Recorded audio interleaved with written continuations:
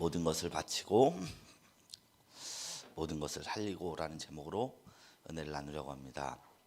제가 수요일 날 기침 때문에 설교를 3분의 1만 하고 멈췄어요.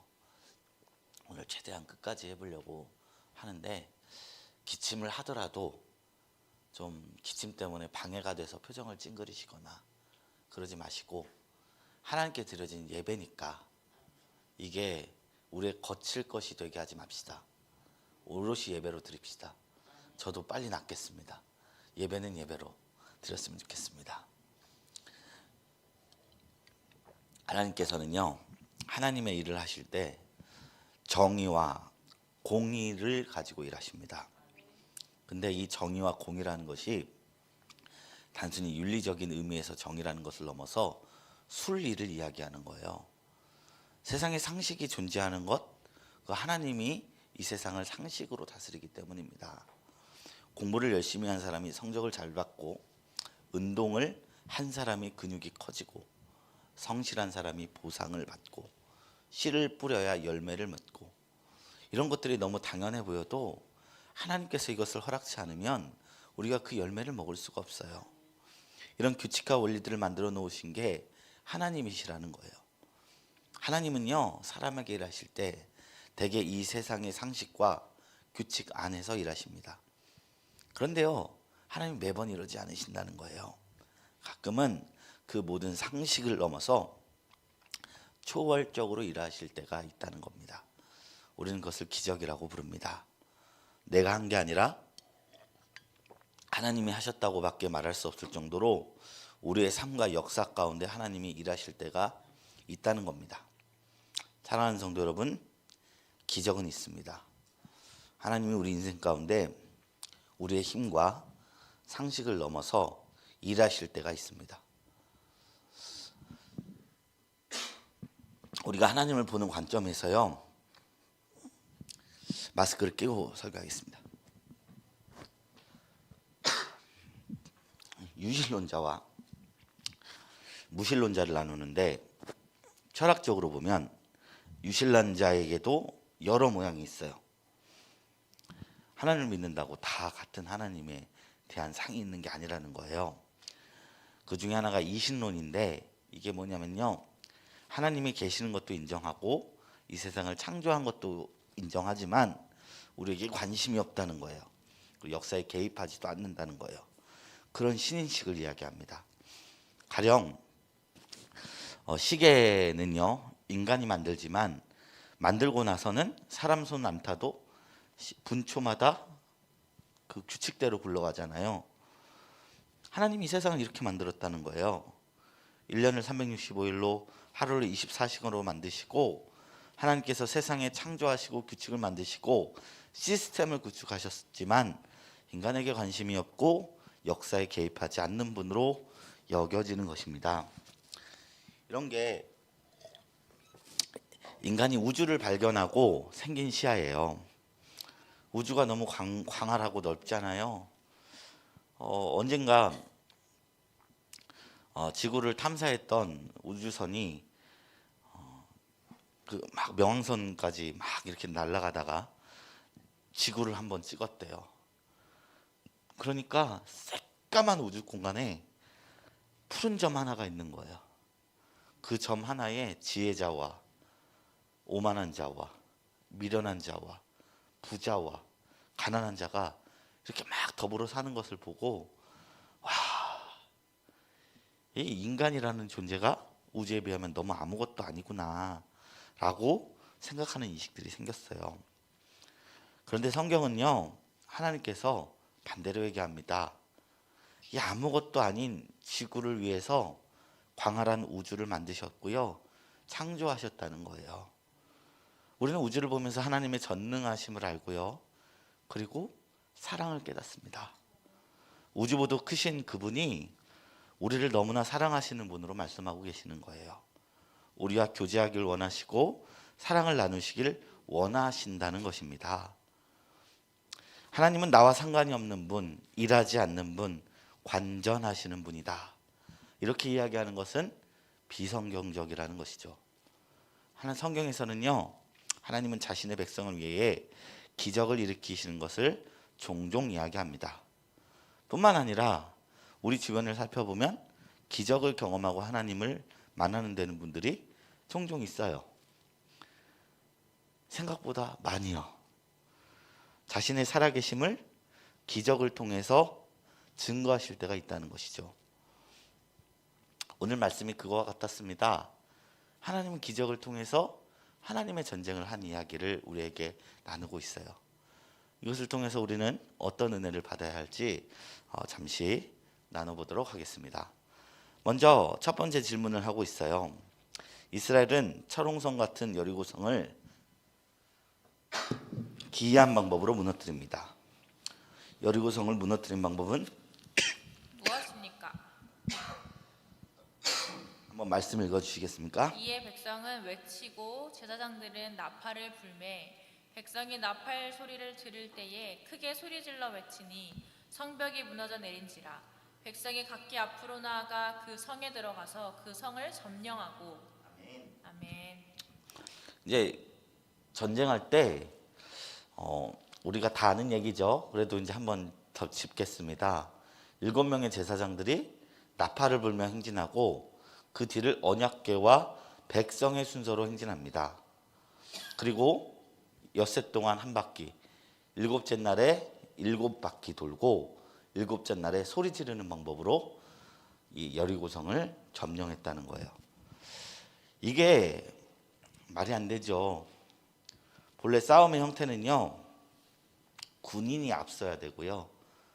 이렇게 빠르게 이게 공성전을 하려면 빠르게 무너뜨리는 것보다는 포위를 해서 굶겨 죽이는 것이 옳습니다. 바벨론이 바벨론이 아니죠. 아수르가 이스라엘 침략했을 때 성을 이렇게 둘러싸고 보급로를 끊어서 어미가 자녀를 먹고 비둘기 똥과 그 나귀의 머리가 어마어마한 가격에 팔리는 그런 식으로 세상의 전쟁은 하죠. 그런데 하나님은 전쟁과는 전혀 상관없는 방법으로 일하셨어요. 매일매일 돌았습니다. 그리고 제사장과 언약궤가 먼저 갑니다. 하나님이 먼저 가시는 전쟁이라는 것을 보여주시는 거죠. 두 번째 질문이에요. 여리고성을 점령할 때 여호수아는 전리품에 대해 어떤 명령을 내렸습니까? 너희는 온전히 바치고 그 바친 것 중에서 어떤 것이든지 취하여 너희가 이스라엘 진영으로 바치는 것이 되게 하여 고통을 당하게 되지 아니하도록 오직 너희는 그 바친 물건에 손대지 말라. 이 전쟁이 하나님께서 행하시고 하나님의 방법으로 했기 때문에 온전히 바친 것이다. 이것을 히브리어로 헤렘이라고 해요. 이 헤렘은요, 전리품을 취하지 않는 전쟁입니다. 왜냐? 전리품을 취하는 것은 어떤 전쟁이죠? 죽고 죽이는 살육의 전쟁이에요. 그런데 하나님에 의해서 가나안의 7족속을 하나님께서 이스라엘 백성을 통해서 심판하신 성격을 갖고 있었기 때문에 하나님은 의도적으로 이 첫 전쟁에서 전리품을 갖지 못하게 했습니다. 하나님의 공의의 심판만이 드러나는 것을 이야기하고 있어요. 그래서 이게 온전히 바친 것, 재물처럼 여겨진 거예요. 나눔 첫 번째 질문이에요. 이스라엘이 여리고성을 점령하는 방법이나 전쟁에 참여한 군인들에게 어떤 전리품도 허용하지 않고 하나님께 드린 일은 모두 상식을 벗어난 것입니다. 하나님이 상식을 뛰어넘는 일을 하시려고 내게 비상식적으로 보이는 일을 명령하신 경험이 있습니까? 매번은 아니지만 가끔 있죠. 우리가 당장 무언가를 하기 전에 앞서 무릎을 꿇고 기도만 하는 그런 상황. 하나님께서는 가끔 우리에게 이런 상황을 허락하신다는 겁니다. 두 번째 챕터로 넘어갑니다. 이스라엘이 전쟁에서 얻은 모든 것을 여호와께 구별하여 드립니다. 여리고 전쟁에서 제사장들의 임무는 무엇입니까? 8절 9절 말씀이에요. 우리 한번 읽어주시겠습니까? 여호수아가 백성에게 이르기를 마침에 제사장 7은 양각 나팔 7을 잡고 여호와 앞에서 나아가며 나팔을 불고 여호와의 언약궤는 그 뒤를 따르며 그 무장한 자들은 나팔 부는 제사장들 앞에서 행진하며 후군은 그의 뒤를 따르고 제사장들은 나팔을 불며 행진하더라. 아, 제사장들이 전쟁에 선봉에 섰어요. 여호와의 궤를 매서, 여호와의 궤는 하나님의 임재를 상징하잖아요. 그 7명의 제사장들이 행진하면서 나팔을 불면서 가고 있습니다. 여러분, 너무나 유명한 이 그림을 보신 적이 있어요? 네. 이게 보스와 리더의 차이라는 그림이에요. 보스는 뭐예요? 뒤에서 손가락질하고 명령하는 자입니다. 군림하는 것이죠. 근데 리더는 어떤 모습을 하고 있죠? 같이 이끌고 있어요. 하나님이 이 모습으로 지금 여리고 전쟁에서 함께하고 계시는 거예요. 우리에게 명령하실 때 너 이기게 해줄 테니 나가라. 물론 그럴 때도 있었지만 여리고 전쟁에서 가나안 땅의 첫 전쟁에 하나님이 선봉에 서시면서 하나님의 전쟁이 어떤 모습인지를 이스라엘 백성에게 가르쳐 주고 있는 것입니다. 고대 시대의 전쟁은요, 제사장이 먼저 진영에서 신탁을 받고 그 신탁에 따라서 군대를 출전시킵니다. 여리고 전쟁에서 제사장들은 직접 참전해서 나팔로 신호를 알릴 뿐 아니라 언약궤를 메고 직접 행직임에 참여하고 있습니다. 선봉에 선 거예요. 언약궤는, 하지만 이 방법이 너무나 위험했던 것이, 앞에 하나님이 앞으로 갔는데 누가 활을 팍 쓰고 앞에 있는 제사장들을 다 죽이고 언약궤가 빼앗기면 전군의 기세가 땅에 떨어지겠죠. 위험 부담이 매우 큽니다. 그러나 그럼에도 여리고 전쟁에서 제사장들은 언약궤를 메고 직접 참전했습니다. 그래도 나름 하나님께서 이 전쟁을 지휘하시고 백성들이 그것을 믿었다는 것을 볼 수 있어요. 그렇다면 전쟁 후의 모든 전리품은 어떻게 했느냐? 19절, 24절 사모님 한번 읽어주시기 바랍니다. 은금과 동철 기구들은 다 여호와께 구별될 것이니 그것을 여호와의 곳간에 드릴지니라 하니라.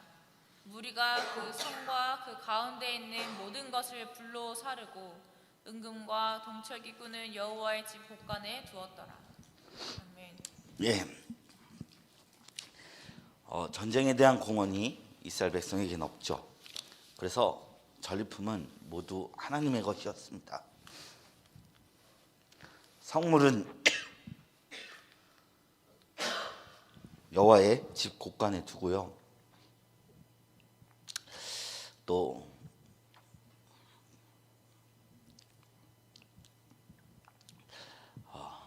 어떤 것도 취할 수 없게 명하셨어요. 이것은 뭐냐면 하나님은 기적을 보이시고 이게 너희가 한 것이 아니라 내가 한 것, 내가 승리한 전쟁이라는 것을 백성에게 보여준 것입니다. 우리가 기적을 맞이했을 때 이 모든 영광 하나님께 돌려야 됩니다. 하나님이 나를 통로로 쓰셨을 뿐 그 마음이 우리에게 있어야 한다는 것입니다. 우리가 신앙인으로 살아가다 보면 한 번쯤은 기적 같은 순간을 맞이할 때가 있을 거예요. 내가 이만큼이라도 공헌했다 라는 생각이 들 수도 있을 거예요. 그러나 이 온전히 바쳐진 것을 통해서 우리는 구원도 하나님 앞에서 나의 공로 요만큼도 없음을 기억하시고 하나님께 영광 돌리고 모든 것을 드리는 그 지혜가 있는 우리가 모두가 되길 주님의 이름으로 축원합니다. 나눔 2번 질문입니다. 제사장들이 언약궤를 보유하고 나팔을 불며 여리고성 주위를 도는 행렬은 하나님의 행사를 나타내는 것이었습니다. 이스라엘 백성은 여리고 전쟁이 온전히 하나님의 손에 의해 이루어졌음을 고백하기 위해 모든 것을 하나님께 드렸습니다. 하나님의 일하심을 경험하고 고백한 적이 있다면 나눠봅시다. 아멘. 아멘. 이제 세 번째 질문입니다. 그런데요, 이 온전히 바쳐진 전쟁에서 유일하게 살아난 사람이 있었어요. 그 사람은 라합이었습니다. 그 이유는 무엇이었을까요? 25절 읽어주시겠습니까? 여호수아가 기생 라합과 그의 아버지의 가족과 그에게 속한 모든 것을 살렸으므로 그가 오늘까지 이스라엘 중에 거주하였으니 이는 여호수아가 여리고를 정탐하려고 보낸 사자들을 숨겼음이었더라. 아멘. 예. 라합이 쫓기던 이스라엘의 정탐꾼을 숨겨줬기 때문입니다. 정탐꾼들은요, 라합과 약속을 맺었고요, 여리고성을 점령하던 상황에서 여호수아는 그 약속을 지켰습니다. 근데 이 사건은 너무 생각해보면 아이러니해요.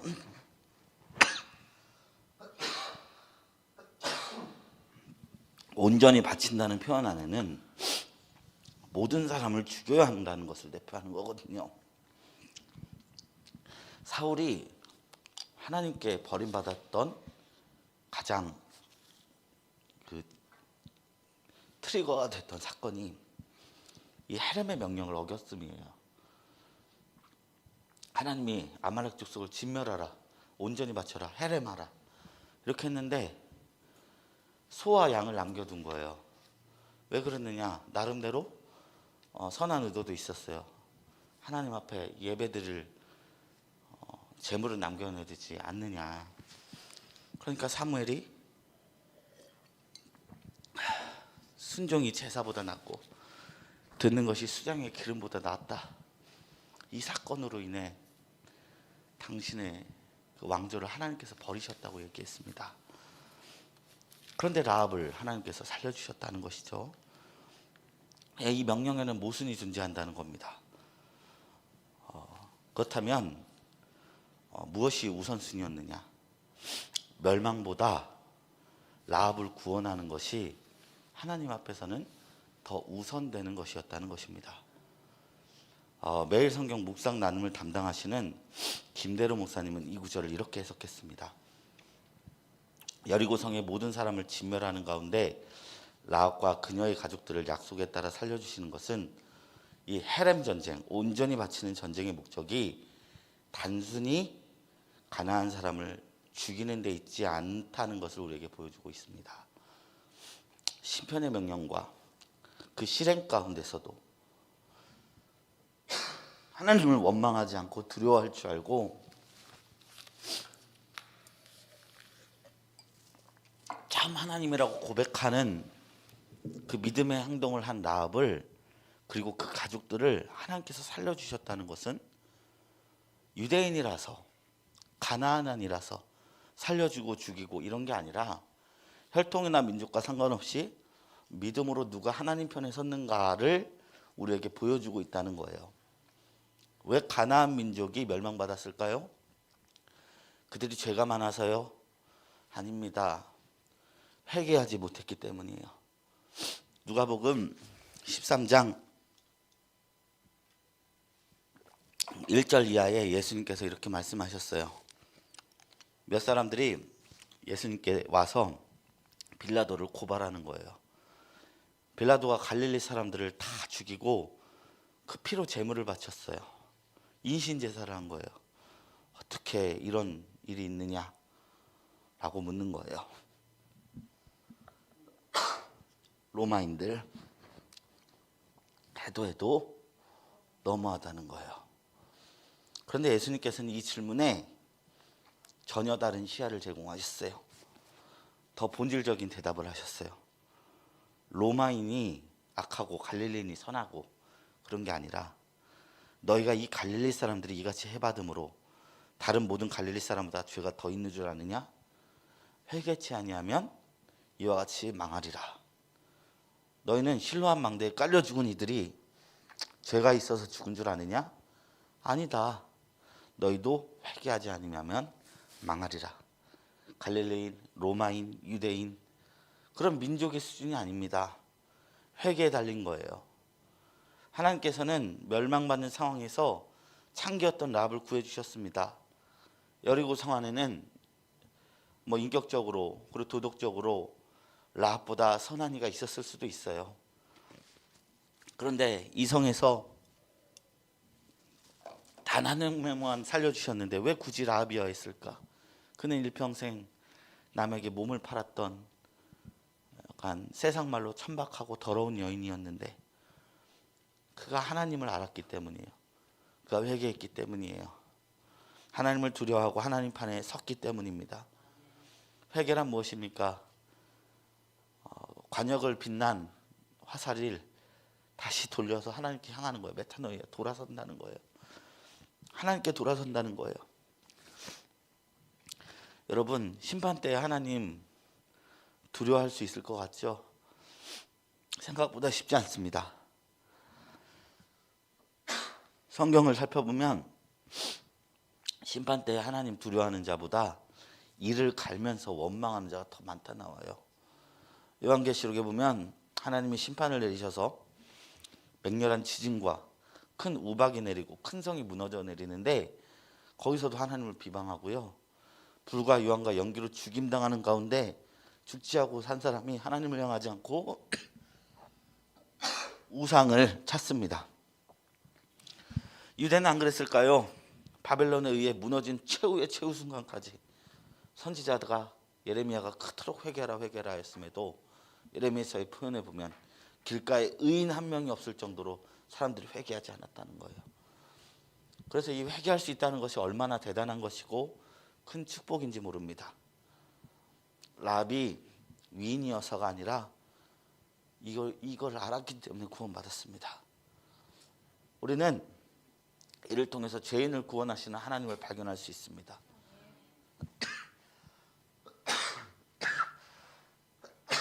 하나님의 편에 서서 구원을 경험하는 저와 여러분들이 되기를 축원합니다. 우리 3번 질문 읽어주시기 바랍니다. 하나님은 가나안 족속을 완전히 진멸하라 명령하셨지만 이스라엘은 라합과 그의 가족을 살려 이스라엘 공동체로 받아들였습니다. 라합이 먼저 믿음을 보였기 때문입니다. 우리가 적대감과 경계심을 거두고 가까이하며 연대해야 할 이웃은 누구인지 살펴봅시다. 아멘. 아멘. 우리 교회 공동체에 라합과 같은 사람들이 올 때 많아요. 하나님을 향한 분명한 믿음은 있는데 보기에는 썩 좋아 보이지 않는 사람들이 있잖아요. 그런 사람들을 품는 것이 교회의 힘입니다. 그런 사람 못 품고 멀쩡하게 잘 교육받고 가정교육 잘 받고 말썽 안 일으키고 착한 분들만 사랑하면 하나님의 정신 아닙니다. 아멘. 우리 라합과 같은 이들을 사랑하는 교회 됐으면 좋겠습니다. 오늘 말씀을 했습니다. 어떻게 기침했지만 끝까지 힘드실 텐데 들어주셔서 감사합니다. 오늘 마음 모아서 함께 통성 기도하겠습니다. 하나님 앞에 우리가 온전히 서기 위하여 오늘도 순결함을 잊게 하소서. 라합과 같이 하나님을 향한 마음으로 채워주시고 하나님께로 나오려 하는 이 불편한 이웃들을 발견하고 환대하는 우리 이루어가는 교회 공동체가 되게 해주시옵소서. 우리 이것을 위해서 주여 삼장하시고 기도합니다.